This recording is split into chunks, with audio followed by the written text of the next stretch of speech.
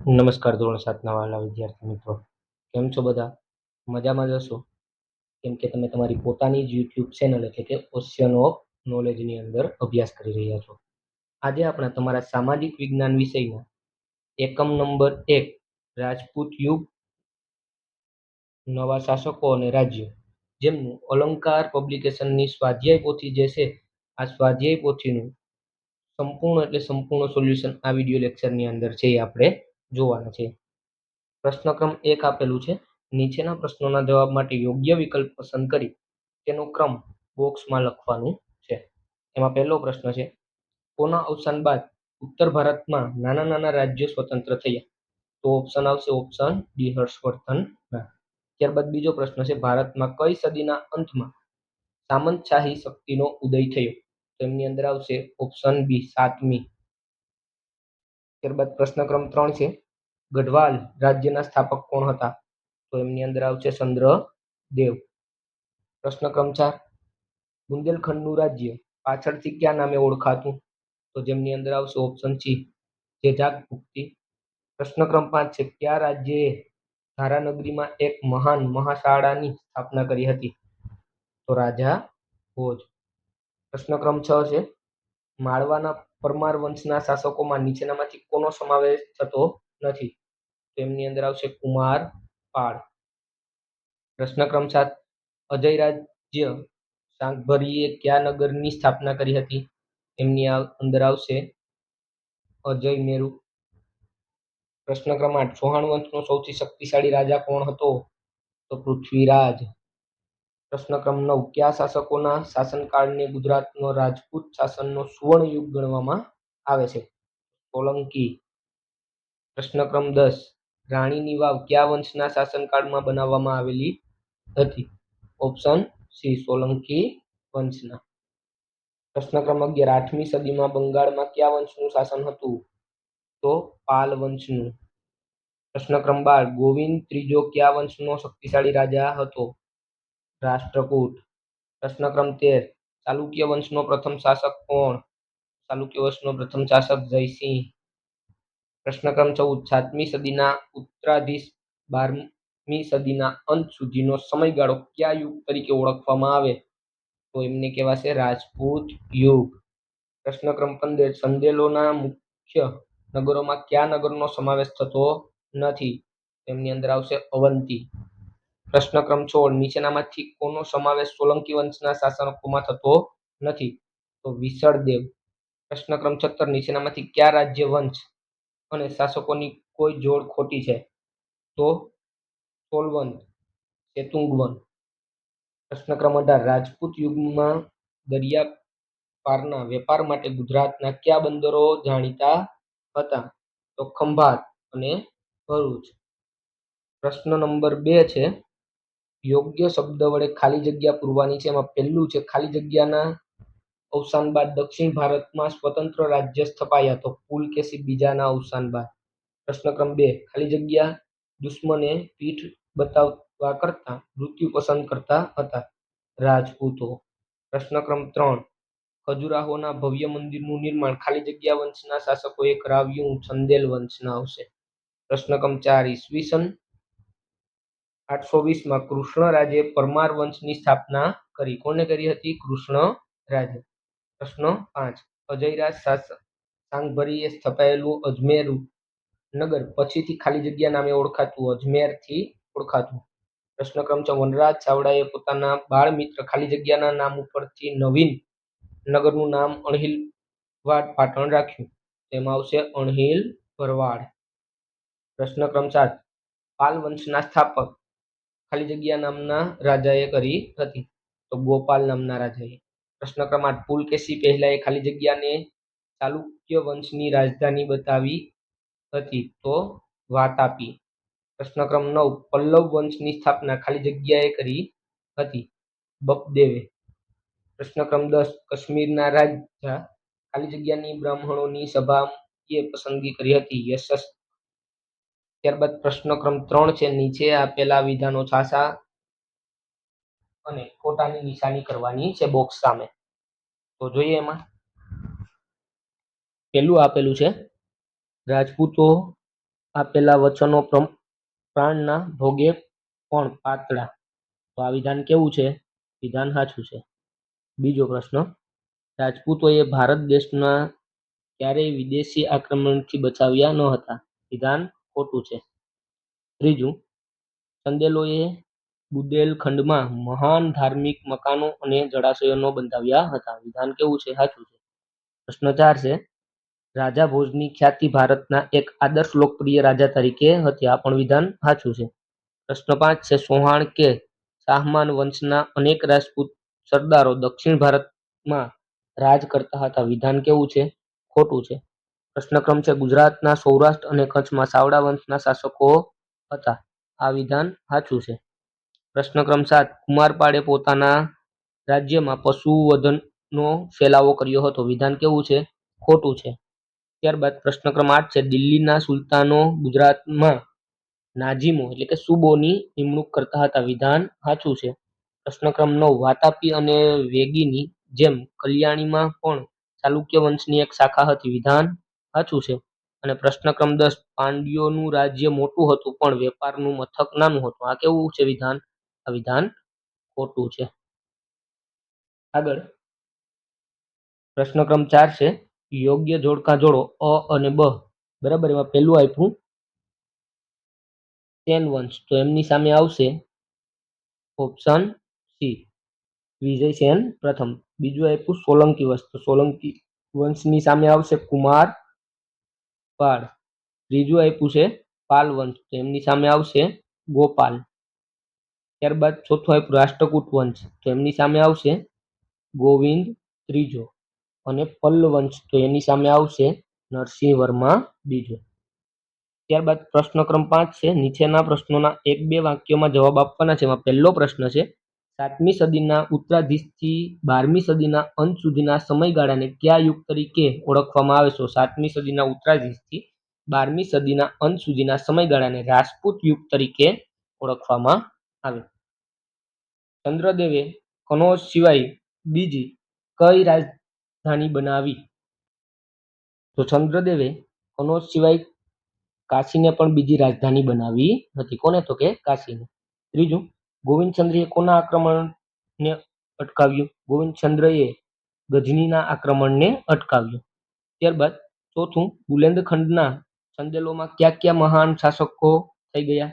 તો બુલેન્દખંડના ચંદેલોમાં યશોવર્મા, કીર્તિવર્મા, પરમતીર્થદેવ જેવા મહાન શાસકો થઈ ગયા. પ્રશ્ન 5, પૃથ્વીરાજ વિજય મુજબ સોહાણો કોના વંશજો હતા? પૃથ્વીરાજ વિજય મુજબ સોહાણો અગ્નિકુળના ક્ષત્રિય રાજપૂત વંશના વંશજો હતા. પ્રશ્ન ક્રમ 6, શાંકભરીના શાહમાન વંશના સ્થાપક કોણ હતા? શાંકભરીના શાહમાનના સ્થાપક હતા વંશના સ્થાપક વાસુદેવ હતા.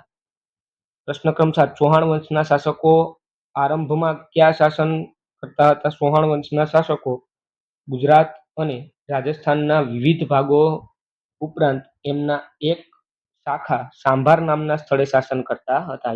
પ્રશ્ન ક્રમ 8, ઈસવીસન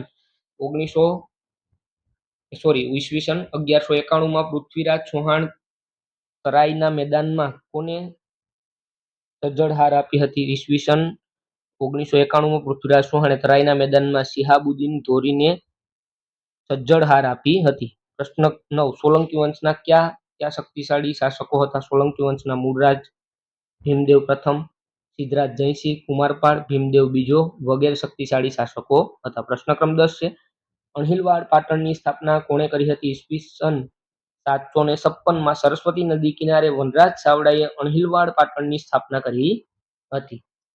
ત્યારબાદ પ્રશ્ન ક્રમ 11, રાણીની વાવ કઈ રાણીએ બંધાવી? રાણી ઉદયમતીએ પાટણના વિશ્વ પ્રસિદ્ધ વાવ બંધાવી જેનું નામ છે રાણીની વાવ.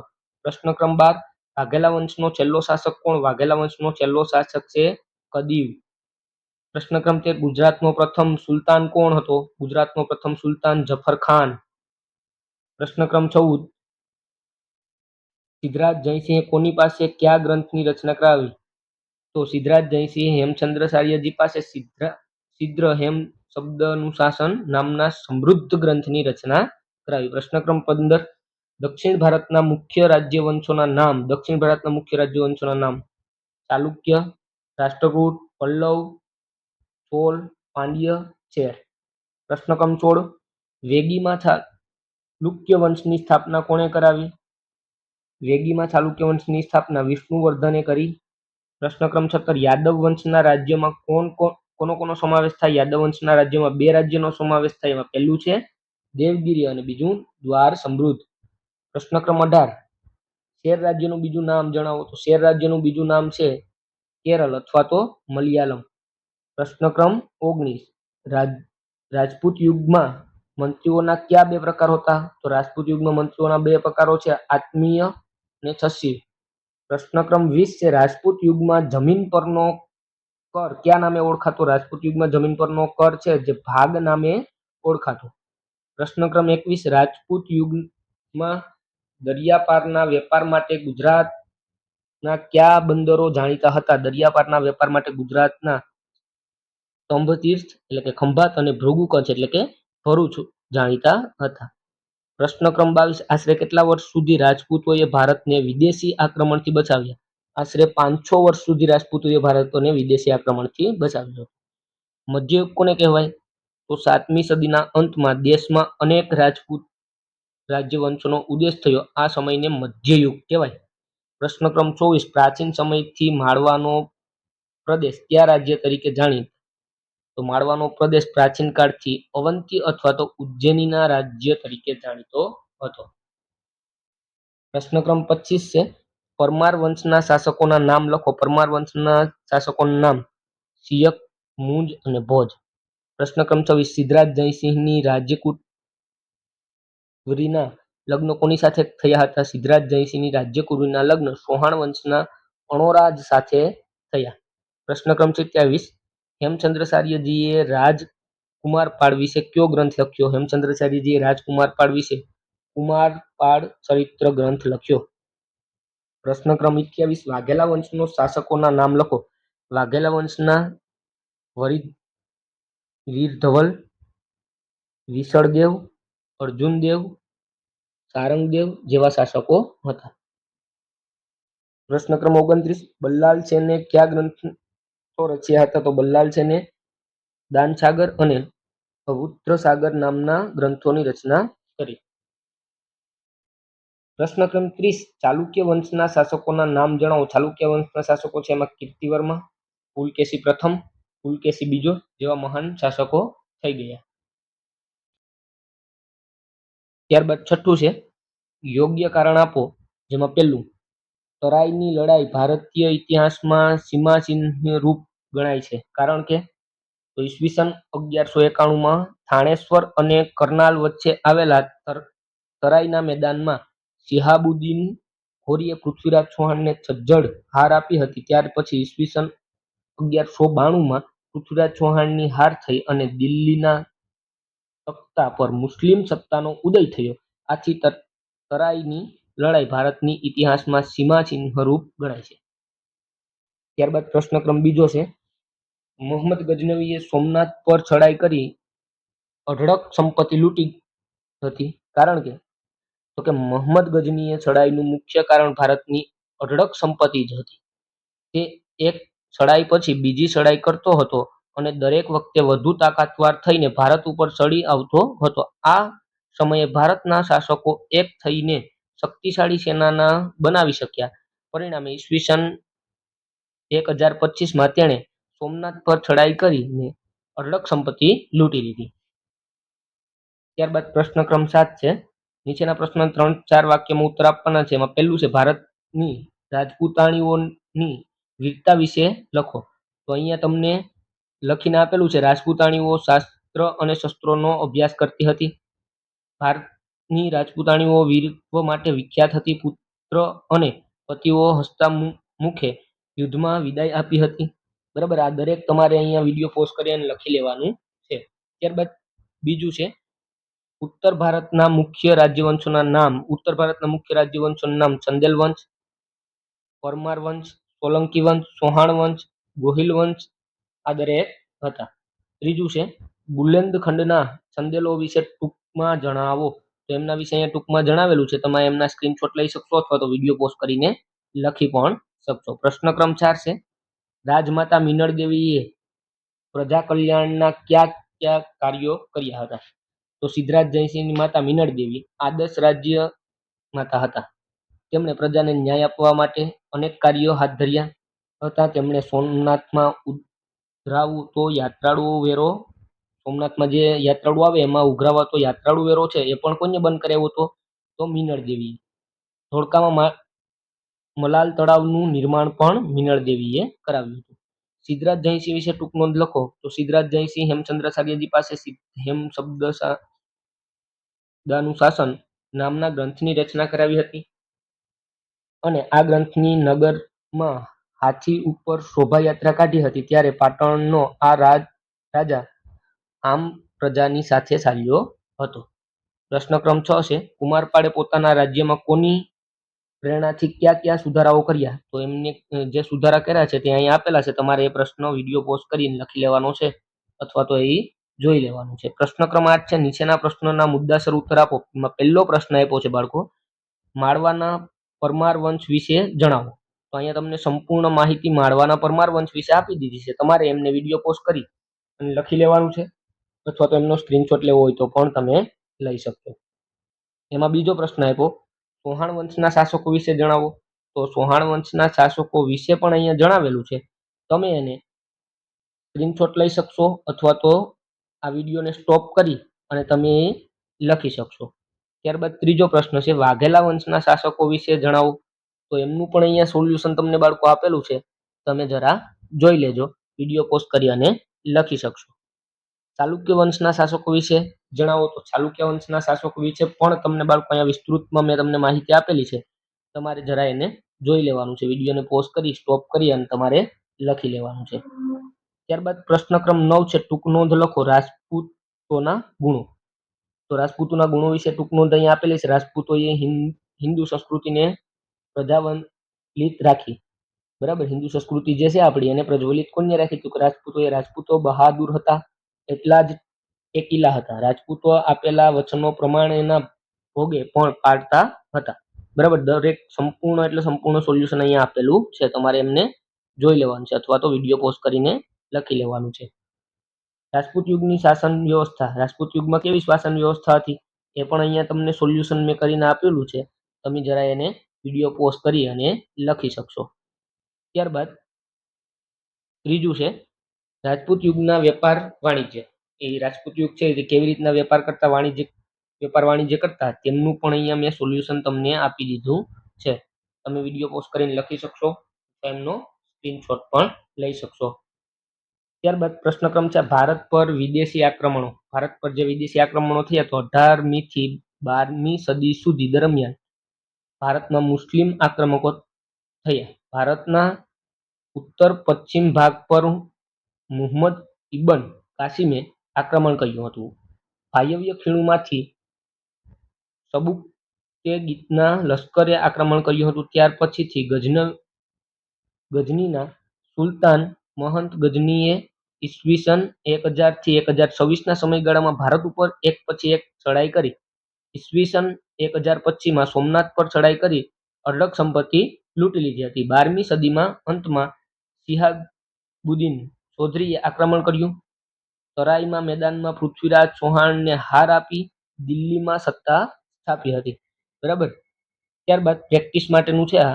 આમાં મેં તમને નીચે ફોટાની નીચે જે નામ લખેલા છે, પહેલો ફોટો છે એ સમ્રાટ હર્ષવર્ધન, બીજું છે એ રાજા ભોજ, વનરાજ ચાવડા, પુલકેશી બીજો અને સિદ્ધરાજ જયસિંહ. બરાબર, અહીંયા તમારી આ સ્વાધ્યાય પોથીનું સોલ્યુશન છે એ પૂર્ણ થાય છે.